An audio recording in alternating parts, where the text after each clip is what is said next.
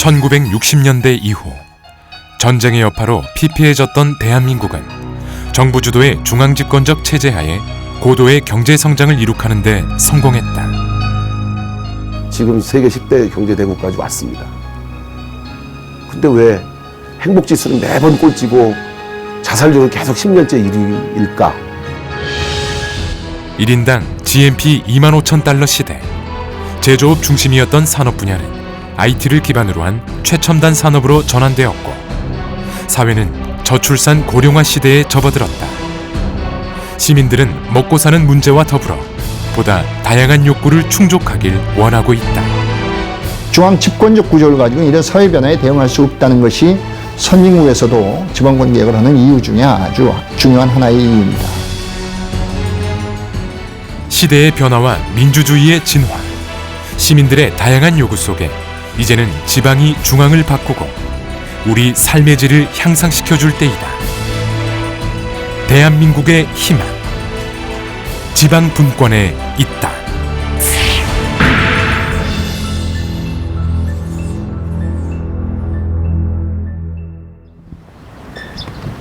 지난 4월 말 수원시청. 지역 현안에 관심 있는 시민들과 각계 인사들이 모여 인구 100만 수원시 승격 추진 정책 토론회를 마련했다. 네, 안녕하세요. 이는 행복한 수원 만들기 프로젝트 중 세 번째 토론회이다. 장정희 의원님 참석. 그렇게 생각합니다. 수원시가 뭘 해달라고 애걸 하고 그런 문제가 아니죠. 지금 이게 차별의 문제고 불평등의 문제고, 우리 수원시가 울산광역시보다도 인구가 더 많습니다. 지금 현재.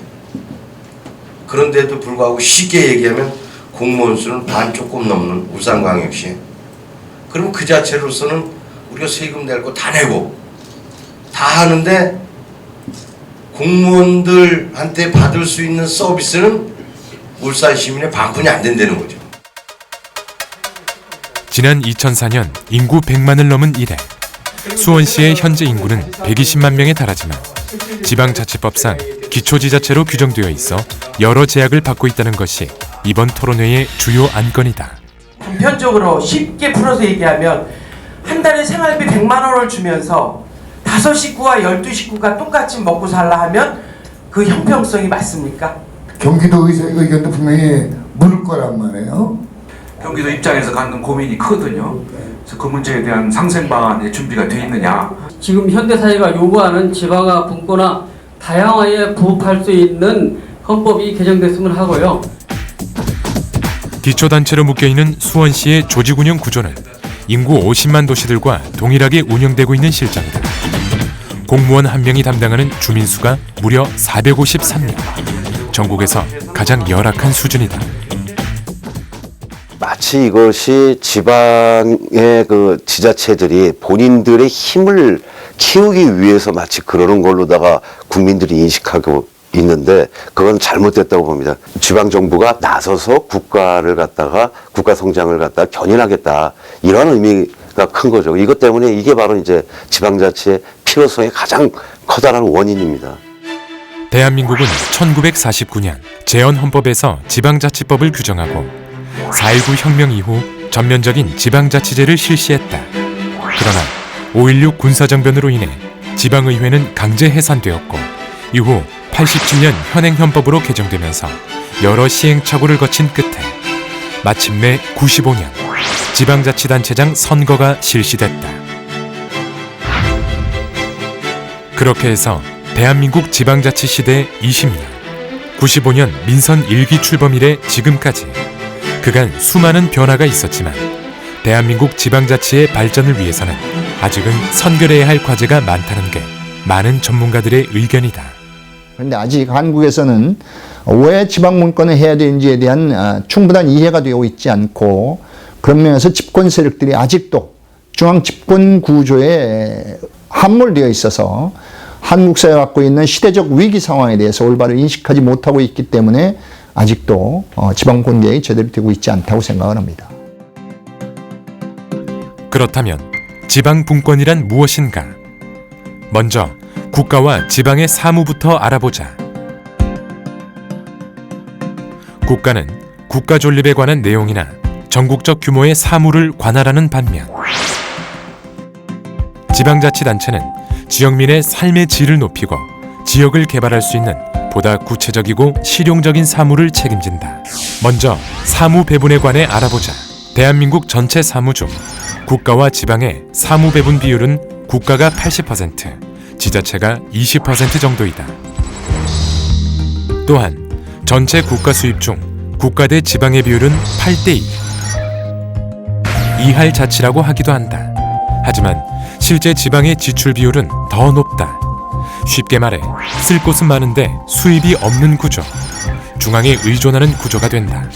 그리고 국가 사무 중 주민과의 접근성이 필요한 생활과 밀접한 사무에 관해서는 재원을 국가에서 일부 보조하는 조건으로 자치단체장이 위임받아 수행한다. 문제가 많다는 지적을 받는다.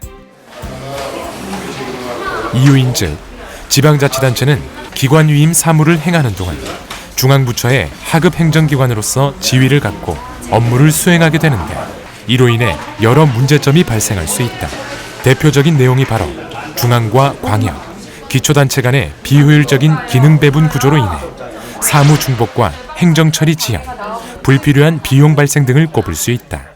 국가가 전국을 통일 획일화한 방식대로 하는 사무를 예를 들어 6시간 하고 시사무를 2시간 하는데 그거는 그 공무원이 정말 천재가 아닌 한은 지역의 특성에 맞는 안들을 내거나 하는 것이 기본적으로 안 되죠. 그래서 일본에서 말씀하신 대로 국가사무를 대폭 폐지하면서 상당한 자율권이 늘어났다는 건 제가 볼 때 단순히 그만큼의 권한이 늘어났다기보다는 전 창의성이 늘어났을 거라고 저는 봅니다.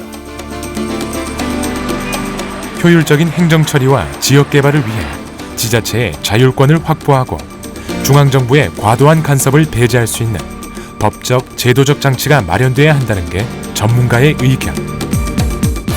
이러한 내용은 집 앞 횡단보도 설치 과정만 살펴봐도 쉽게 납득이 간다. 만약에 어느 시민들이 이 횡단보도가 불편해서 저쪽으로 좀 옮겨달라라고 하면 수원시가 좋다, 옮기자. 못 옮깁니다. 경찰서장이 허가를 해야 옮길 수 있습니다. 거기까지는 좋은데 이 횡단보도를 지우고 또 저쪽에다 횡단보도를 그리는 그 비용은 누가 되느냐? 수원시가 돼요. 옮기는 권한은 없는데 이걸 들어가는 비용은 수원시가 돼야 되는, 이것이 현재 지방자치의 행정과 경찰 간의 불일치의 결과입니다. 이런 것들을 빨리 해소하는 것이 우리 시민들의 삶을, 생활을 더욱더 편리하게 하고 삶의 질을 올리는 매우 중요한 요소가 됩니다. 사회가 발전하고 세분화되면서 시민들의 요구는 다양해졌다. 늘어나는 복지 수요, 행정 수요에 발빠르게 대응하기 위해서는 무엇보다 합리적인 행정처리 구조가 수반돼야 할 것이다. 수원 같은 경우가 울산보다 인구가 많으나 공무원은 거의 절반 수준에 미치지 못하지 않습니까? 그게 지금 수원만의 문제는 아닙니다. 늘려야죠, 사람을. 그러나 총액 인건비제로 공무원의 수를 엄격하게 제한하고 있죠. 그러니 민원을 낸 사람들의 서비스가 좋아질 리가 없죠. 2007년부터 2014년까지 실시한 총액 인건비 제도는 예산 당국은 인건비 예산의 총액만을 관리하고 각 행정기관이 인력의 규모의 종류를 결정하고 책임을 지는 것이다. 이러한 제도도 대통령령으로 총정원과 인건비 총액이 정해져 있기 때문에 지자체의 자율적 조직 구성은 제한적이었다. 또한 2014년부터 인건비의 추가 자율 범위를 1에서 3%까지 허용하고 지자체별 재정 여건에 따라 자율 범위를 결정하는 기준 인건비 제도가 도입되었지만 이 역시 대통령령으로 인구 유형별 행정기구 수를 획일적으로 통제하고 있어 상황과 환경이 다른 지자체의 다양성을 반영한 조직 구성은 어려운 상태이다. 비단 지자체의 조직 구성뿐만이 아니다. 지역 운영 전반에 걸쳐 여러 자치법상 허점이 보이는데 일례로 시도는 사회복지시설 설치 운영이 가능하지만 사회복지시설의 수요 판단과 기본계획 등에 관해서는 명확한 규정이 없다. 따라서 시군자치구의 사무는 일부 제한될 수밖에 없는 것이다. 학자들 사이에서 지방자치법을 지방자치 방지법으로 이렇게 해석하는 분들이 있습니다. 아마 그분들이 아마 이렇게 그렇게까지 심하게 말하는 거는 지방자치를 어떻게 하면 효율적으로 통제할까를 위해서 만들어진 법입니다. 지방자치법이 전면 개정된 게 1988년도인데 그때만 해도 지방자치가 도입되지 않았고 아무래도 권위주의적 시대였기 때문에 지방을 통제하는 방식으로 만들어진 법이죠. 그 법의 취지 자체가. 그래서 저것이 사실은 지방자치를 더욱더 활성화되도록 하는 취지로 전면적으로 개정할 필요는 있습니다. 우리나라 지방자치법 시행령 제8조에 의하면 지역에서 운용하는 각종 사업에 대해서 지자체별로 조례나 규칙 등으로 정해 자율적으로 운영할 수 있도록 사무 권한을 명시하고 있지만 사실상 한계가 있고 미흡한 실정이다. 이로 인한 결과는 대한민국 경제 구조에도 악영향을 끼쳤을 정도이다. 전반적인 국가경제 성장률이 저하된 것은 물론 무엇보다 지방자치단체 재정 자립을 저해하는 결과를 초래했다. 세계 경제 구조가 제조업 중심으로부터 서비스업 중심으로 바뀌고 있습니다. 한국 경제 구조도 이미 7, 80년대의 소품종 대량 생산의 중화학 구조로부터 점점 더 서비스 산업 또는 지식 산업 구조로 바뀌고 있습니다. 특히 이제 지식 산업으로 바뀌기 위해서는 국가의 정책 구조나 사회 구조를 바꿔야 되는데 중앙 집권적 구조를 가지고는 이에 대응할 수가 없습니다. 선진국도 바로 이제 그러한 구조 때문에 지방권 개혁을 하는 것이고요. 유럽의 경제 위기 속에서도 안정된 국가 발전을 하고 있는 독일과 프랑스, 스위스의 사례를 살펴보자. 독일은 16개의 지방정부가 헌법에 의해 국가 권력을 나눠 가짐으로써 탄탄한 국가 경쟁력의 기반을 마련할 수 있었고, 프랑스는 헌법 제1조에서 지방분권 국가임을 명시하고 중앙의 권한과 재원을 지방정부로 대폭 이양하고 있다. 스위스 또한 2004년 지방정부의 권한을 강화하여 국가 경쟁력 세계 1위국이 되었다. 일본도 마찬가지로 버블 경제의 여파로다가 성장 동력이 떨어졌는데 그 이후에 지방에게 일괄 이양법을 통해 가지고 지방에 힘을 주고 지방에 힘을 주니까 지방이 이제 그 힘을 이용을 해 가지고 자기 실정에 맞는 그 경제 동력을 갖게 되는 거죠. 그렇게 하고 난 다음에 그걸 돌파를 하게 됩니다. 분권에 관한 오랜 역사를 지닌 일본은 1990년대 중반부터 대대적인 분권과 행정개혁을 추진하고 있다. 이는 고도 경제 성장에 이은 경기 불황을 극복하기 위한 방안 중 하나로 일본처럼 정부 주도형 성장 경험을 지닌 한국에도 시사하는 바가 크다. 일본도 한국처럼 정부 주도형 경제 성장을 추구했고 한국처럼 고도 성장을 일찌감치 경험했습니다. 또한 일찌감치 경제 위기를 맞이해서 정부가 다양한 정책을 썼지요. 그 과정에서 일본 정부는 엄청난 국가 채무를 누적해 왔습니다. 경제 문제가 산적해 있던 일본이었지만 국제적 시류인 복지사회로의 전환에서 예외일 수 없다. 하지만 이로 인한 재정적 부담을 감당하기가 무리일 수밖에 없던 상황 때문에 일본은 서구 여러 나라의 경우처럼 중앙부처의 재편성, 지방분권의 추진 등 대대적인 행정개혁을 시도한 것이다. 국가 재정을 좀 위기로부터 해소할 수 있는 방안이 무엇일까를 고민했죠. 그것 중에 하나가 행정개혁이었습니다. 중앙정부에게 과도하게 집중된 권한을 지방으로 넘기고. 그림은 1928년 중의원 의원 선거 포스터이다. 일본은 1800년대 말 메이지 정부 시절부터 지방분권에 대해 논의가 있어 왔는데 그들의 분권 역사 중 가장 혁신적인 건 지방분권 일괄법이다. 국가의 지방위임 사무를 폐지한 것을 시작으로 지방행정체제의 정비 확립을 위한 법률을 개정했다. 이러한 내용을 보다 자세히 살펴보기 위해 도쿄 북부에 위치한 사이타마시를 찾았다. 사이타마시는 2001년 우리와시, 오미야시, 요노시가 통합 출범한 지방자치단체로 2005년에는 이와츠키시를 편입하기도 했다. 일본의 자치분권을 알기 위해 사이타마시를 찾은 수원시 연수단. 사이타마 시청을 방문해 그들에게 이야기를 들을 수 있었다. 本日はイ・ジュン団長をはじめとする日本自治文献政策研修団の皆様、ようこそいらっしゃいました。はい。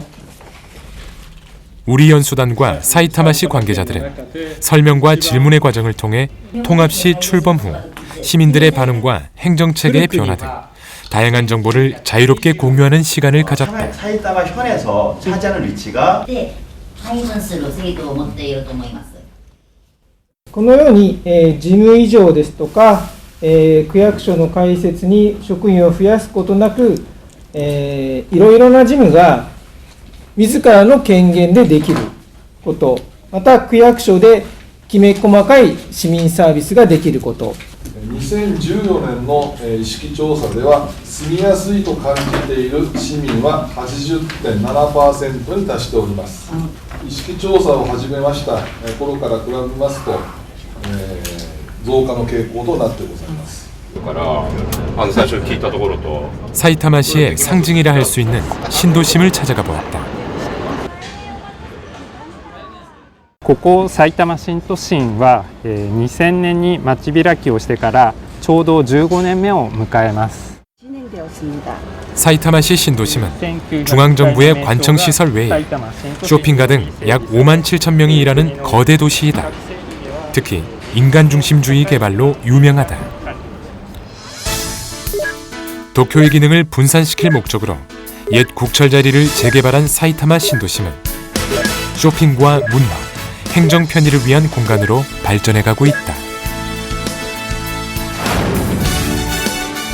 그 결과 사이타마 신도심은 운전자와 보행자가 완전히 분리된 안전한 도로 체계를 갖췄을 뿐만 아니라 장애인을 위한 편의시설을 완벽히 갖춘 공공기관과 상업시설을 구비했으며 다양한 문화 콘텐츠를 개발, 살기 좋은 도시로 거듭나고 있다. 특히 사이타마시의 대형 공연장 슈퍼 아레나는 소녀시대 등 한류 가수들이 콘서트를 가지는 곳으로 유명하다. 우리가 방문한 날도 한창 한국 가수의 공연을 준비 중이었는데 일상적으로 열리는 문화 행사는 사이타마 시민의 삶의 질을 높여줄 것이다. 이는 인간을 우선시하는 개발이 빚은 결과물이다.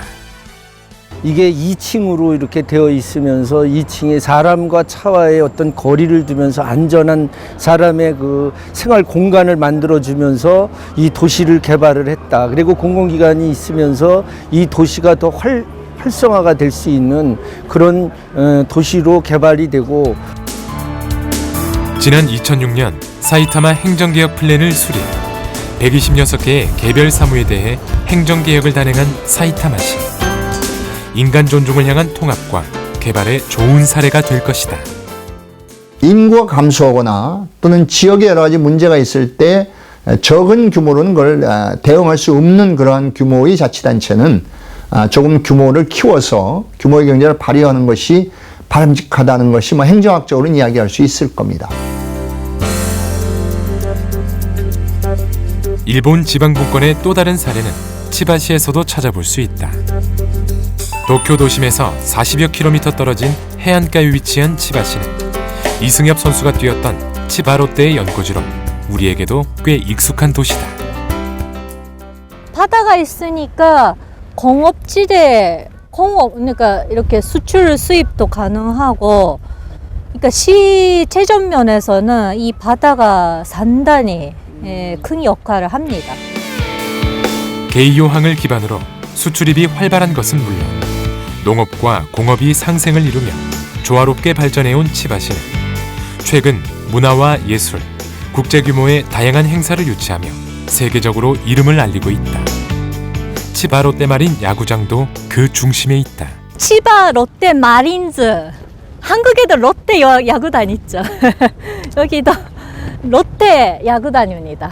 근데 여기 특징이 유명한 게 홈런 하기가 굉장히 어렵대요. 수비하기도. 바닷가니까 강풍으로. 그래서 여기 야구사 하기에는 굉장히 어려운 야구장으로 유명.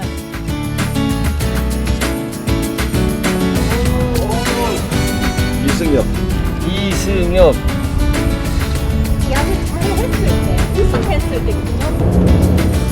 행정구역상 광역지역에 속하지만 경찰, 광역도로, 광역 하천을 제외한 대부분의 권한을 이양받은 정령시. 때문에 일본의 20개 정령시는 저마다 주민과 지자체가 구미에 맞게 도시계획을 수립하고 함께 힘을 모아 건설해 나갈 수 있다.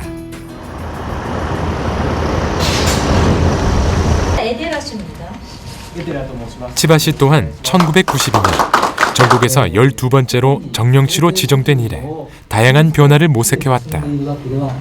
우리는 치바시 공무원들에게 정령시 지정 이후 어떤 변화가 생겼는지 보다 자세히 들어볼 수 있었다. 県が行っていた事務、福祉、母子保健、都市計画、道路の管理など市民生活に関わりの深い事務を市が実施することになりました。 그 결과 행정 처리는 빨라졌고 보다 세심한 행정 서비스도 가능하게 됐다. 또한 정령시 내에 조직 설치가 가능해져 행정시설의 문턱이 낮아졌다. 뿐만 아니라 복권 발매 등을 통해 재원 확보를 자유롭게 할 수 있다는 것도 이점이다. 일본의 특례시 제도 도입은 도시가 발전하고 시민들 삶의 질을 향상시키고 중앙으로부터 지방으로 권한을 이양했다는 점에서 커다란 성과를 이뤘다고 볼 수 있다. 이러한 가시적인 성과에도 불구하고 일본 도시 분권 체계에도 한계는 있다. 위로부터 개발, 그리고 재정 분권 및 자립의 한계가 그 내용이다. 하지만 분명한 사실은 일본의 사례가 우리의 지방 분권과 자치 발전에 시사하는 바가 크다는 점이다. 우리가 모방했던 기관 임사무제도 폐지했고 우리처럼 강력한 중앙 집권적 통제 고리였던 각종 관여제도가 없어졌고 또 국가와 지방이 분쟁이 놓일 때는 그것을 조정하는 분쟁기구를 따로 만들고 하는 형태로서 지방의 자율성은 대단히 높게 신장됐다고 볼 수 있습니다. 그런 점에서는 한국이 중앙에 종속되어 있는 구조로부터 벗어나는 데 중요한 타선지석이 될 수 있다고 봅니다.